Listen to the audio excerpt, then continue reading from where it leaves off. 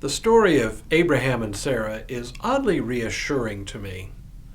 On the one hand, they are the original heroes of the faith, making bold moves that established the three Abrahamic faiths, Judaism, Christianity, and Islam, all of which claim Abraham and Sarah as their parents in the faith.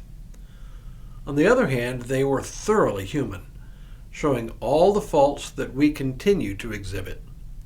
In today's devotional, I want to look at one episode that characterizes this very thing. Hello, I'm Stuart Baskin, pastor of First Presbyterian Church of Tyler, Texas, and this is your daily devotional for Wednesday, February 21st, 2024. From the time God called Abraham, originally named Abram, God made a set of promises that he repeated several times: land, a nation, descendants.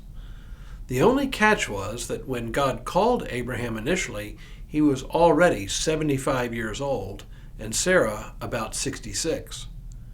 Clearly, they were long past the age of being able to bear children. But they believed God's promises and followed where God led them, at least at first. But there were hints early on that Abraham's faith may not have been as total and complete as we think.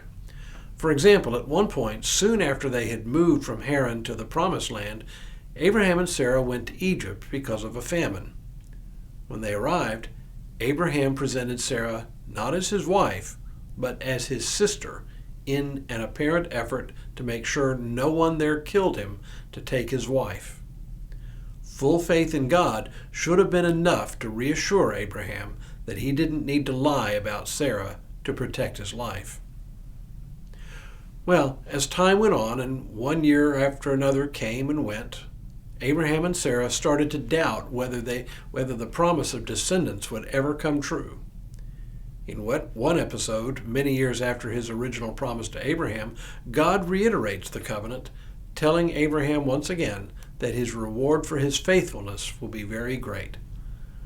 But Abraham admits to lingering doubts. He says to God, "O Lord God, what will you give me? For I continue childless, and the heir of my house is Eliezer of Damascus."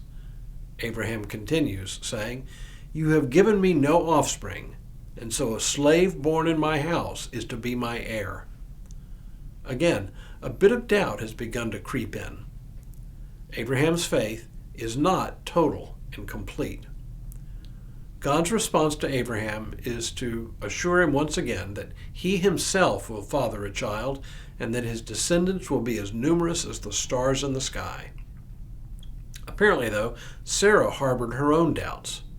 Reasoning that she herself was too old to bear children, but that Abraham could still father them, she sent her maidservant Hagar to lie with Abraham and to bear a child for her. This was apparently sometimes done in that day, perhaps an early form of surrogacy. But of course, this created ill will between Sarah and Hagar. Still, Hagar conceived and in due time bore a son and named him Ishmael.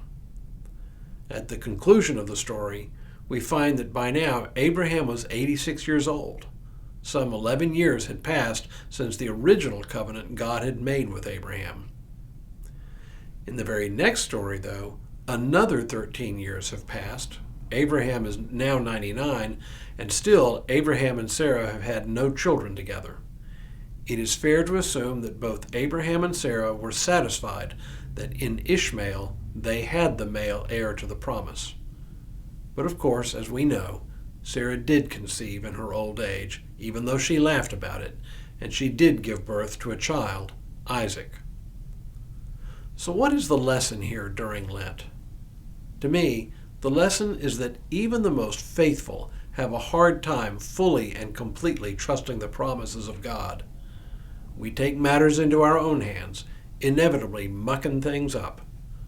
But the good news is that God does not reject us, but continues to call us into service in his kingdom. We don't have to be perfect, just as Abraham and Sarah were not perfect. Instead, we just need to continually place ourselves into God's hands and trust in God's providence. And now may God continue to bless you and keep you in all that you do this day and in all the days ahead.